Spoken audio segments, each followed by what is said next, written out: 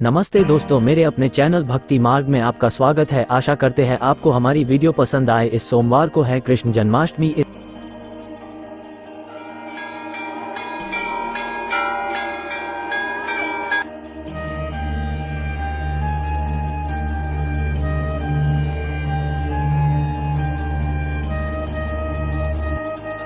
द्वापर युग में पृथ्वी पर राक्षसों के अत्याचार लगातार बढ़ने लगे।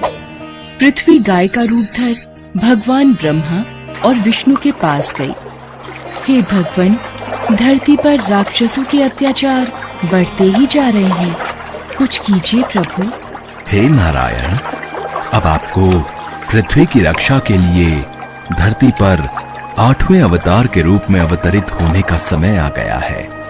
ठीक है ब्रह्मदेव, मैं पृथ्वी का उद्धार करने के लिए मानव रूप में जन्म लूंगा। भोजवंशी राजा उग्रसेन मथुरा के राजा थे। उनका पुत्र कंस बहुत ही अत्याचारी स्वभाव का था। कंस ने उग्रसेन को राजगद्दी से उतारकर कारागार में डाल दिया। सैनिकों, पिताजी महाराज को काल कोठरी में डाल दो। आज से मथुरा नगरी में कंस का राज चलेगा। आज से महाराज उग्रसेन यहाँ बंदी बनकर रहेंगे और मथुरा नगरी पर मैं राज्य करूंगा। आशीर्वाद दीजिए पिताजी महाराज। कंस, तू मेरा पुत्र है, ये सोचकर मुझे लज्जा आ रही है। देखना, एक दिन तेरे पाप का घड़ा अवश्य भरेगा। कंस की छोटी बहन देवकी के विवाह की तैयारियां चल रही थी। देवकी मथुरा के राजा उग्रसेन के छोटे भाई देवक की पुत्री थी। ये कंस की चचेरी बहन थी। अरे भैया कंस, आप आइए। प्रिय बहना देवकी, कल तुम इस महल से विदा हो जाओगी। तुम्हारे बिना ये महल सूना हो जाएगा। भैया कंस, आप मुझे बहुत याद आओगे। अगले दिन देवकी का विवाह वसुदेव नामक यदुवंशी सरदार से संपन्न हुआ। महाराज वसुदेव, मैं अपनी बहन देवकी से बहुत स्नेह करता हूँ, इसलिए देवकी बहन को मैं स्वयं अपने रथ पर ससुराल विदा करके आऊंगा। ये तो हमारे लिए बहुत ही सौभाग्य की बात है महाराज कंस। कंस देवकी और वसुदेव को छोड़ने चल पड़ता है। देवकी के पिता देवक उसे बहुत सारा धन धान्य संपत्ति आदि देकर विदा करते हैं। कंस देवकी और वसुदेव के साथ वार्तालाप करते हुए अभी आधे रास्ते ही पहुंचा था कि रास्ते में एक आकाशवाणी होने लगी। हे कंस, जिस देवकी को तू बड़े प्रेम से ले जा रहा है, उसी में तेरा काल बसता है। इसी के गर्भ से उत्पन्न 8वां पुत्र तेरा वध करेगा, तेरा वध करेगा। ये आकाशवाणी कैसी? नहीं, ये झूठ है। देवकी की कोख से जन्मा 8वां बालक मेरा वध करेगा? नहीं, ऐसा नहीं हो सकता। यदि ऐसा है तो मैं वसुदेव का ही वध कर देता हूं। हाँ, यही ठीक रहेगा। फिर मुझे कोई डर नहीं। नहीं भैया, इनका वध मत करो। मैं आपके आगे हाथ जोड़ती हूँ। मेरा सुहाग मत उजाड़ो भैया कंस। मैं आपसे वादा करती हूँ, मेरे गर्भ से जो भी संतान पैदा होगी उसे मैं तुम्हें सौंप दूंगी, पर इन्हें मत मारो भैया। ठीक है, मैं वसुदेव का वध नहीं करूंगा, पर तुम दोनों अब मथुरा के महल की काल कोठरी में बंदी बनकर रहोगे। कंस, देवकी तुम्हारी प्रिय बहन है, मुझे काल कोठरी में बंद कर दो, पर देवकी को छोड़ दो।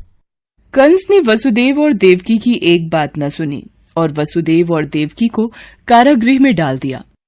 देवकी वसुदेव दोनों बहुत ही दुखी और हताश हो रहे थे। स्वामी, मेरी वजह से आज आपको कारागृह में रहना पड़ रहा है। मैं ही आपके लिए दुख और विपदा का कारण बनी हूँ। नहीं देवकी, नहीं, ऐसा मत कहो। मैं तुम्हें पत्नी रूप में पाकर बहुत प्रसन्न हूँ। हमें एक दिन कंस के पापों से मुक्ति जरूर मिलेगी। पर स्वामी, भैया कंस मेरी कोख से जन्मे सभी बच्चों को मार देंगे। हम क्या करें? देवकी वसुदेव कारागृह में दुख भोग रहे थे। कंस देवकी और वसुदेव को धमकाता रहता था। वसुदेव देवकी के बच्चा पैदा होता और कंस कारागृह में आकर देवकी के हाथ से बच्चे को छीन लेता। ला, ये पुत्र मुझे दे बहना। भैया, मेरे पुत्र को मत मारो भैया, नहीं।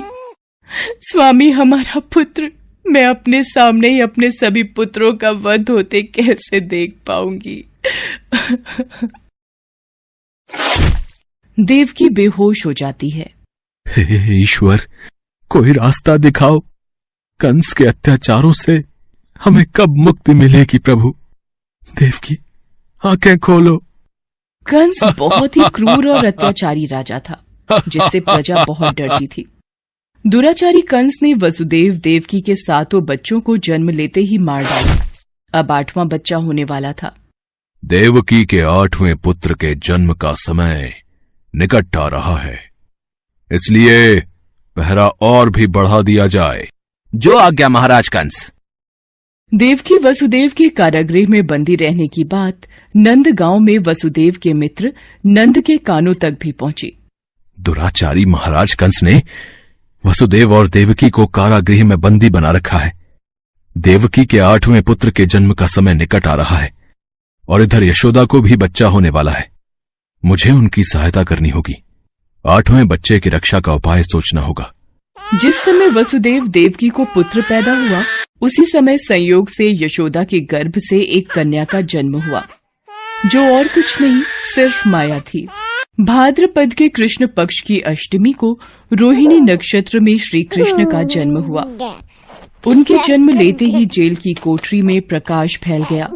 वासुदेव के सामने शंख, चक्र, गदा एवं पद्मधारी चतुर्भुज भगवान ने अपना रूप प्रकट कर कहा, वसुदेव, मैं बालक का रूप लेकर देवकी के गर्भ से जन्म ले चुका हूं।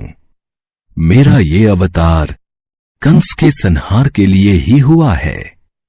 अब देर न करो, तुम मुझे तत्काल गोकुल में नंद के यहां पहुंचा दो और उनकी अभी अभी जन्मी कन्या को लाकर कंस को सौंप दो।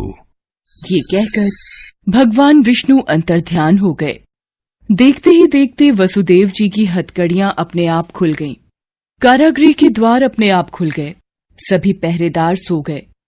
देवकी बेहोश अवस्था में थी। वसुदेव कृष्ण को एक टोकरी में रखकर गोकुल को चल दिए। बारिश और तूफान के बीच नन्हे कृष्ण को उठाए वसुदेव चल रहे थे। यमुना जी का जल स्तर तो बहुत ऊपर हो रहा है। कैसे जाऊं अपने नन्हे बालक को लेकर? हे नारायण, सहायता कीजिए। यमुना नदी श्री कृष्ण के चरणों को स्पर्श करना चाहती थी, इसलिए वो ऊपर हो गई। भगवान ने अपने पैर लटका दिए। चरण छूने के बाद यमुना घट गई। भगवान श्री कृष्ण की इस लीला को वसुदेव भली भांति देख रहे थे। वो यमुना पार कर गोकुल में नंद के यहाँ गए। मैं इस बालक कृष्ण को तुम्हें सौंप रहा हूं। ये बड़ा होकर मथुरा वासियों को कंस के अत्याचारों से मुक्ति दिलाएगा। लाओ मित्र वसुदेव, यशोदा अभी गहरी नींद में है। मैं इस बालक को यशोदा की बगल में सुला देता हूं। नंद माया रूपी कन्या को वसुदेव के हाथों में दे देते हैं।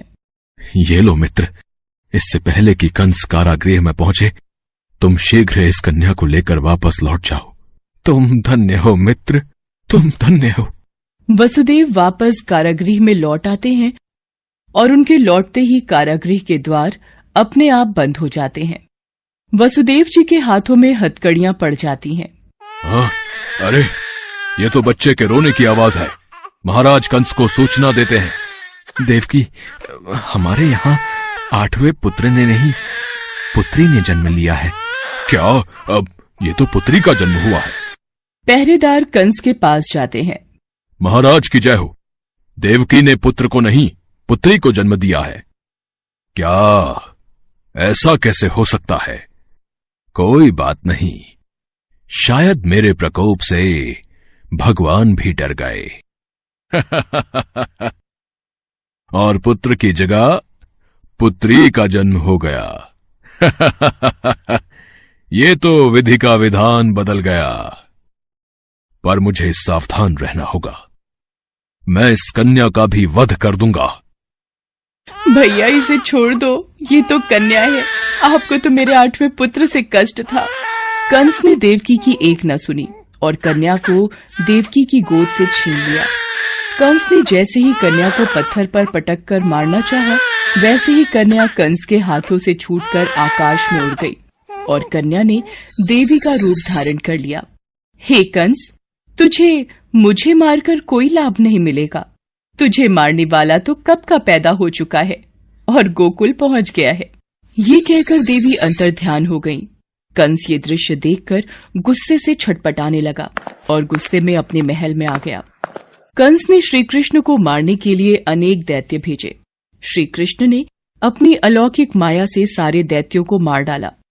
बड़े होने पर कृष्ण ने कंस को मारकर उग्रसेन को राजगद्दी पर बिठाया। उस दिन से श्री कृष्ण के जन्म महोत्सव को सारे देश में बड़े हर्षोल्लास से जन्माष्टमी के रूप में मनाया जाता है। भगवान कृष्ण की नगरी मथुरा में इस त्योहार की विशेष धूम रहती है और इसी के साथ पूरे ब्रज क्षेत्र में जन्माष्टमी का त्योहार धूमधाम से मनाया जाता है।